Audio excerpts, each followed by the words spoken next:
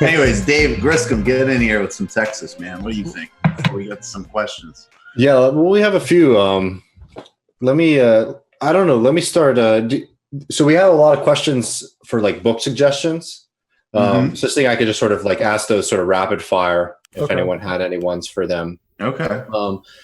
The first one was for you, I think, particularly Michael. Like, do you have any good? This is from David.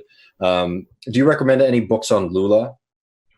Yeah, this is kind of tricky. I would recommend there's a book that Orr Books actually put out that maybe I should honestly just step up and see if I could find it on my shelf. But it's basically like I don't have the name off the top of my head, but I have a copy of it and recommended it to people, which is basically just like Lula explaining, like kind of interviews with Lula during the lead right up to his political imprisonment.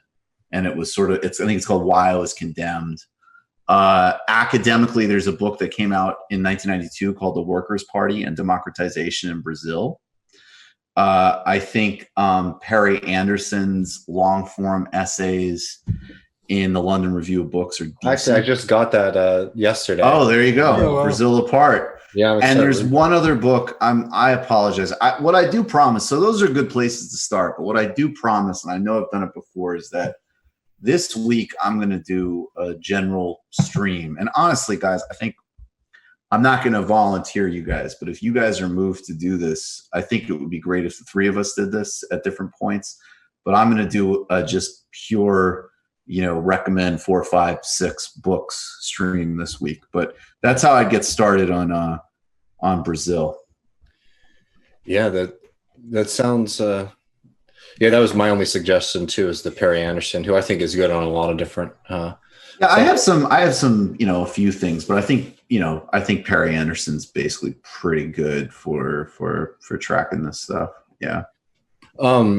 And then the other one, I think the book one that I have was someone's wants to get into Alexander Cockburn as a writer. This is from Justin.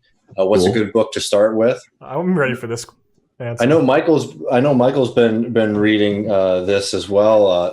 Colossal Wreck. Yep. Like his collection of essays, and basically those are the Cockburn books that I would suggest. Colossal Wreck, The Golden Age is in Us. He has a few of these books, and they're really fun to read because they're basically short little snippets of his essays or letters or writings that he had from different periods of in time.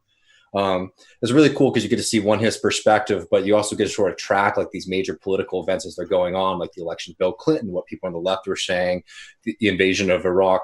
Anyways, they're phenomenal books. Having an essayist, and I'm excited to visit Cockburn now that you've described it that way, because having an essayist that you trust their judgment, that you can track through time, it's an amazing history refresher. It's almost like reading the history of that time from your favorite author. But yeah, collection of essays are always good. So I'm going to. Yeah, those are good. This one is, I wouldn't push this one as hard, but I want to reread his writing on Gary Webb, which is really important journalism, CIA, cocaine connection. And then, Whiteout. And then the other one that it's dated, but it's just kind of fun if you enjoy like the sort of polemic genre. He wrote a book in 2000. I think he actually co-wrote it, called Al Gore, A User's Manual. And it's just brutal. It's really like, it's kind of random at this point to even think about Al Gore in that way, but it's a pretty, it's fun. Jim, Cockburn's got to get his stuff digitized. Yeah. Yeah. He doesn't have the same kind of. He really hated the internet too. That's unhelpful, Andrew. Yeah, it's unhelpful. Well, except it's all on the Counterbunch archive for what it's worth. Oh, there you go. And this one isn't as much as a suggestion. It's just like a funny thing I probably won't have an opportunity to talk about. When he was at The Nation, they made you write like a book a year. And he wrote this book in like the 70s when he was at The Nation, or it might have been the Village Voice, actually, on chess, when everyone was obsessed with chess, as like this idea of like being, the smart guy, right? Plays chess. Every genius plays chess. He wrote a book called Idle Passion, Chess and the Dance of Death. And it's just basically talking about how some of the biggest morons in politics in history were allegedly like very good at chess. Oh, that's amazing. That's awesome. We need to bring that back. That's great. And as somebody who plays a lot of chess and is okay at it and gets beat a lot, I can I have that hope that it's true, that everyone else who's beating me is a moron. It's just the real geniuses play checkers. And then the last book question is sort of broad, but does anyone have any good recommendations for books about apartheid? That's a good question.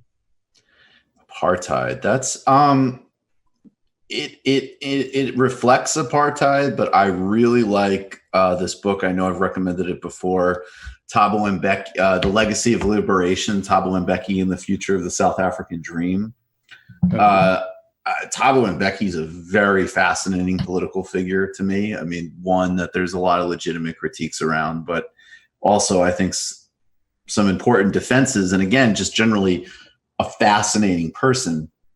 And I think it's a really thorough bio, and you'll have some insight into the nature of apartheid, how the ANC fought apartheid in terms of different increments, like an exiled wing that did really sophisticated, basically international public affairs and cultural diplomacy, an armed wing, and then actually kind of like waves of labor unrest that happened internally, particularly in the 80s, and just the different factions.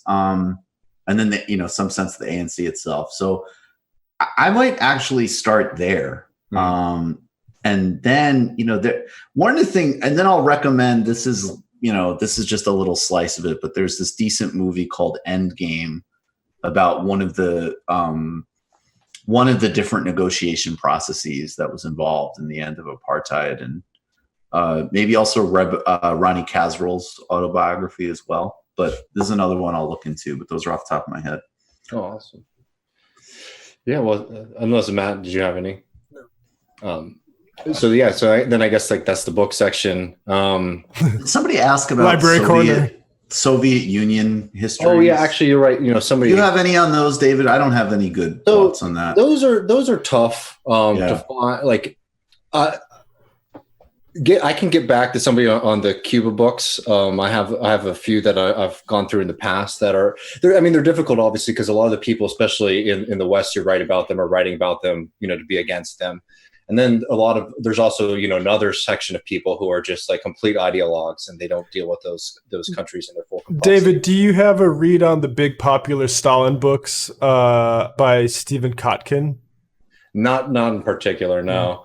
But my suggestion for this actually is there's a really good Cockburn essay. Like if you're interested in like taking a start, diving into this, I can't remember the title, but I'm sure you can Google it. Cockburn wrote a really long essay as the Soviet Union collapsed in the nation. So if you just like go on the Nation and search for Cockburn Soviet Union, it's a really great long essay where he sort of deals with the tradition, the hopes that it represented to him. And especially like the shifts that happened later in the Soviet Union, because people are very familiar, obviously, a lot with Russian Revolution and early Soviet Union, Lenin. But then like there's this kind of gap, I think, in a lot of people's history of the Soviet Union, like the Khrushchev years and the 80s, at least from like the socialist perspective, not just as like the Soviet Union as like a geopolitical power. But anyways, Cockburn has a really great long essay on that I would suggest as a place to jump off on. I might read it relates to Cuba, but it's bigger. I like Vijay Prasad's People's History of the Third World. Mm-hmm. That's definitely worthy. I've been reading Walter Rodney's book on the Russian Revolution, the Russian Revolution, a history from the Third World, which is definitely a really interesting text. It's a little bit more like it's definitely a lot more like philosophical and Marxist in the sense that it's like more dense than a kind of popular history. But that's like an interesting perspective as well. Vijay Prashad actually has another one that's in similar terrain that's called Red Star Over the East. And he tracks the way the Soviet Union impacted, he has like one quote from a Mexican revolutionary, like contemporaneously being like, we don't even know, we don't read Marx, but we just know that this is about basically like kicking out the landlords. Mm-hmm. And so we're down. it's kind of it's an interesting book. It's a fun book. Yeah. Just on that line, it's like, it was like one of my great professors was, you know, an Iranian Marxist, and he was talking like pre-revolution Iran. Like, it's like everyone was a Leninist because we knew that we had to be Leninists.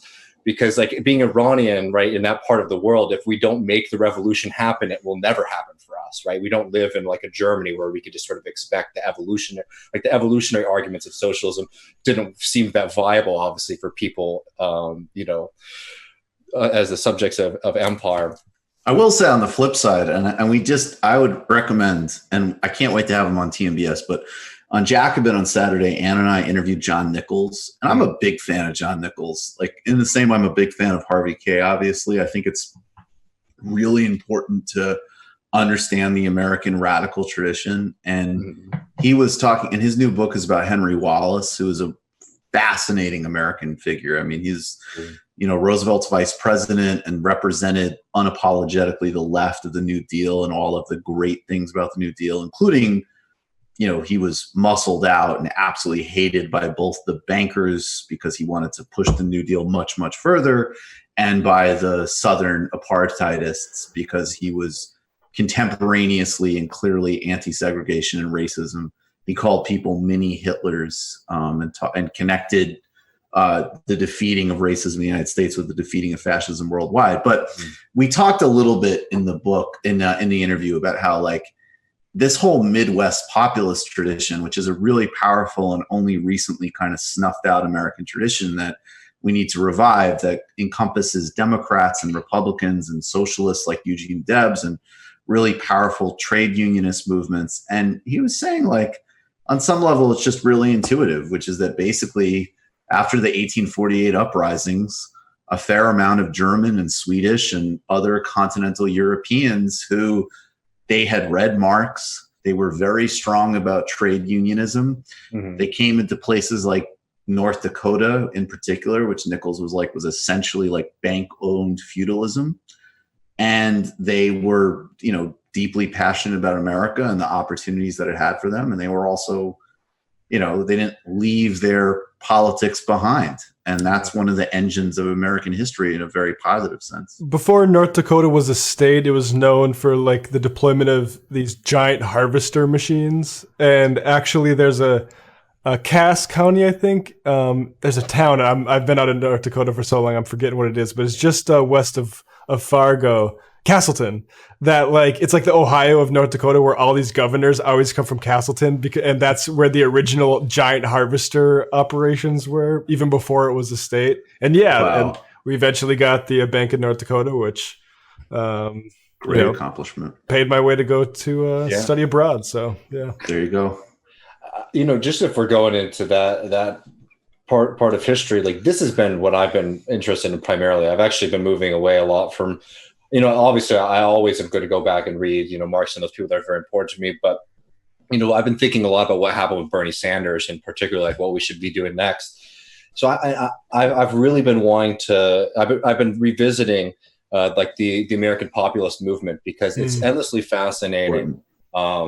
And it's such a buzzword now. It's interesting to sort of like tease apart the differences between like actually existing populism in the United States, when this was an actual viable movement that, you know, came close to wielding power across the South and the Midwest, and doing it in a way that was, you know, was quite radical for the time, really uniting people across like racial lines, you know, on a very like focused class politics. I'm not saying that it wasn't without, you know, issues and things like that, but like that was a map and a model in a lot of ways. I think it's very different from the populist, what people would call like populism in the U.S. today.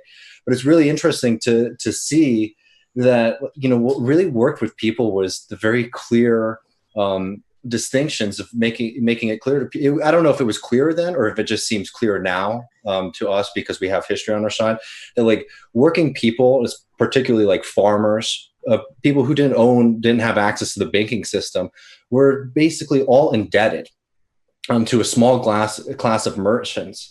And that was able to unite all these farmers that then united with like organized labor in the cities against this class of financiers, being the capitalists and like this merchant class, in a way that was very viable I don't know. And it's like, it's very textbook, like kind of like socialism, like how you would sort of model things out, but it seemed to happen like very organically. It wasn't like something that was so planned. It was just like people sort of rising up together. And I don't know, like, I think the lesson for me in reading these things is like trying to figure out where those tensions and those divisions, like, because if you want to have politics, you need to create the people, or like an idea of like, what unites us. And I think one of the problems of this movement that we're starting to hit at is that like we're having an idea sort of like us versus the elite, but it's starting to become, it's difficult for some people to tease out like what the us always means in a way that can like survive shocks, especially and survive something like the loss of, the unifying thing of like the Bernie Sanders movement. Sorry to go on a rant, but it's just like, it's very interesting. The American tradition is very rich and has a lot more lessons than I think a lot of people realize for today. I second that.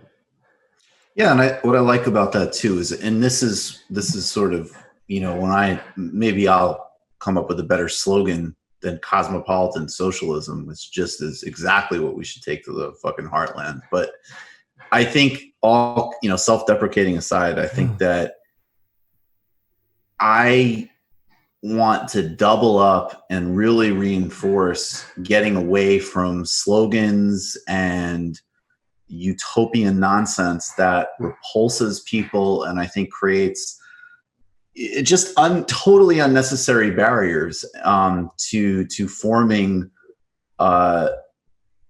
concrete political movements, actions that are durable and strategic. And on the other hand, to me, I mean, of course there needs to be a deep internationalism, and I think what's exciting when you engage in history properly is you see all of the historical root, like it's already at play if you understand that element of the continental European influence on the American populist movement. That these kind of synchronicities, or that really moving clip that we played of Thabo Mbeki talking about the African National Congress and learning from, and the old man who wanted them to learn from James Connolly. Like, these things are actually organic, and a lot of what they require is not a new slogan or buzzword or trend of today, but really just to retrieve history. You just watched a Michael Brooks show video. Subscribe to get them all. Why wouldn't you? Don't be foolish. Click subscribe below and become a patron as well. Patreon.com/TMBS. Thanks, everybody.